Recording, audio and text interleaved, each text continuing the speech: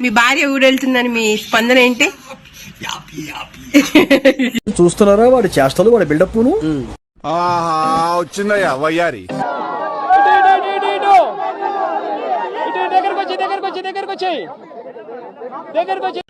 అరే మర్చిపోయినారా ఏం మాట్లాడాలనుకున్నాను? తొక్కేశారమ్మా. Local politics talent అంతా తొక్కేశారమ్మా. 12 అయింది, పడుకొని కూడా పడుకోరు. సరే వాళ్ళు పడుకోరు, చిన్నపిల్ల 4 గంటలు పడుకుంటారని కూడా లేదు. ఆ సౌండ్ చూడండి, ప్రూఫ్ 12 అయిందని ప్రూఫ్. పిక్చర్ల గురించి వెంటనే కానీ లైవ్ లో ఇదే చూడటం.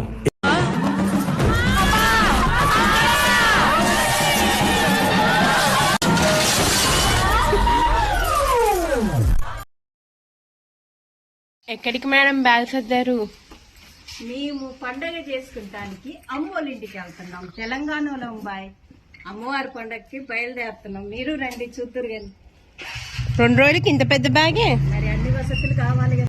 మీ భార్య ఊరెళ్తుందని మీ స్పందన ఏంటి? ఏంటి ఇంత బుద్ధిమంతులలాగా రెడీ అయింది అనుకుంటున్నారా? అమ్మమ్మ వాళ్ళ ఇంటికి వెళ్తున్నాం నేను మమ్మీ. అమ్మమ్మ వాళ్ళ ఇంట్లో ఈ వారం ఉప్పులమ్మ పండుగ ఉందన్నమాట. అందుకోసం నేను అమ్మి రెడీ అయ్యి వెళ్తున్నాం. మీరు కూడా నాతో పాటు వచ్చేసి పండగ ఎలా జరుపుకుంటామో చూసేయండి. మా తెలంగాణ వాళ్ళు పండగలంటే సూపర్ జరుపుకుంటారు. మీరు కూడా వచ్చేసి చూసేయండి. నా వాయిస్ కొంచెం చేంజ్ అయింది వెదర్ వల్ల, సో అడ్జస్ట్ అవ్వండి. పండగ కానీ దేనికి కానీ అమ్మ వాళ్ళ ఇంటికి ఎప్పుడు వెళ్ళినా మేము అక్క చెల్లెల ఇద్దరం బస్ స్టాండ్లో మీట్ అయ్యి సూర్యాపేట బస్ ఎక్కి హ్యాపీగా జర్నీ చేసుకుంటూ ముచ్చట్లు పెట్టుకుంటూ అమ్మ వాళ్ళ ఇంటికి సరదాగా చేరుకుంటాం. అయ్యా మేము వెళ్ళటంతో పండగ స్టార్ట్ అయిందండోయ్. అందరూ మా కోసం ఎదురు చూస్తున్నారు. కొంచెం బస్సు లేట్ అవ్వటంతో మేము రావటం కూడా లేట్ అయింది. దీంతో వాళ్ళందరూ మేము వచ్చేసరికే తయారు చేస్తున్నారు. చాకలోళ్ళు, కుమ్మరోళ్ళు, ఇంటి కుమ్మరోళ్ళు, చాకలోళ్ళు, పనిపాటోళ్ళు, అక్కడున్న పెద్ద మనుషులు అందరు కలిసి కట్టమైసమ్మ కాడికి ముందు వెళ్తారండి. పండగకు స్టార్ట్ ముందు ఇల్లు డెకరేషన్ చేశాక అందరం కలిసి దీపారాధనతో రావటంతో కాళ్ళు కడుక్కొని దీపారాధన తీసుకొని కట్టమైసమ్మ కాడికి చీకట్లోనే బయలుదేరాము. కొంచెం ఆడ పల్లెటూరు కాబట్టి వాతావరణం చీకటిగా ఉండటంతో సెల్లు లైట్లతోటే మొదలు పెట్టాము.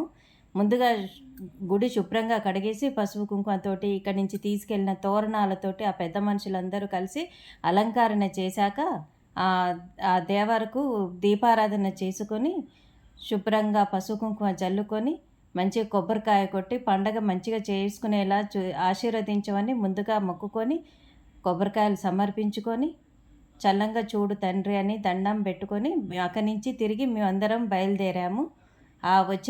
మాతో పాటు వచ్చిన పనిపాటోళ్ళు కూడా అందరు కలిసి అమ్మవారిని చల్లంగా చూడమని వేడుకున్నారు. చీకటి వల్ల కొంచెం ఇబ్బంది అయినా దేవుని వెలుతురు లైటింగ్ వల్ల దీపారాధన వల్ల మంచి కాంతి వచ్చిందండో. ఇంటికి వచ్చేసరికి మా ఇంటి శాఖలైన పండగ ఆడావుడి మొదలు పెట్టాడు.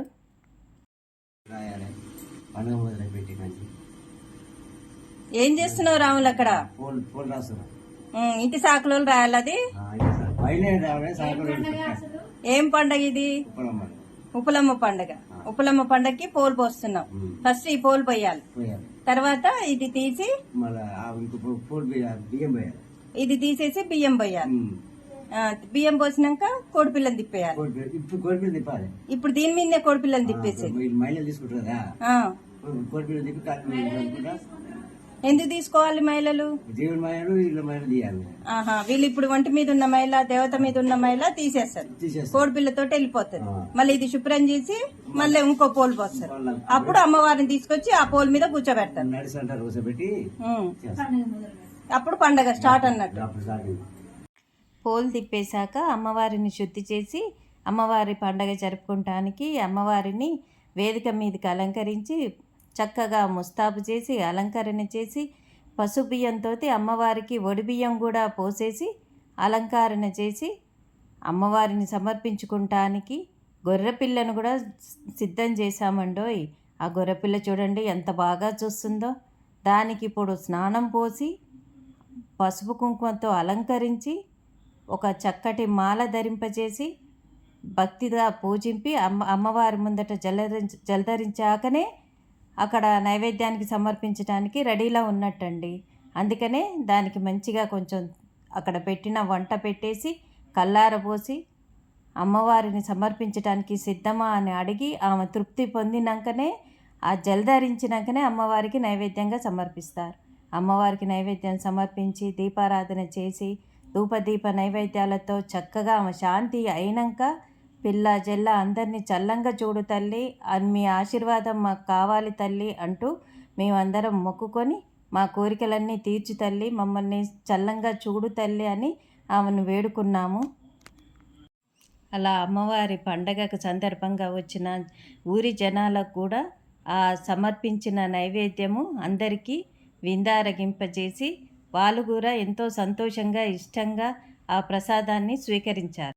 ఆ తల్లి దీవెన మనందరికీ ఉండాలని, ప్రతి సంవత్సరం ఇలా సంతోషంగా జరుపుకోవాలని ఆ అమ్మవారిని మనస్ఫూర్తిగా కోరుకుంటున్నాను. Do like, share and subscribe to Ranama Muchatlu. Bye.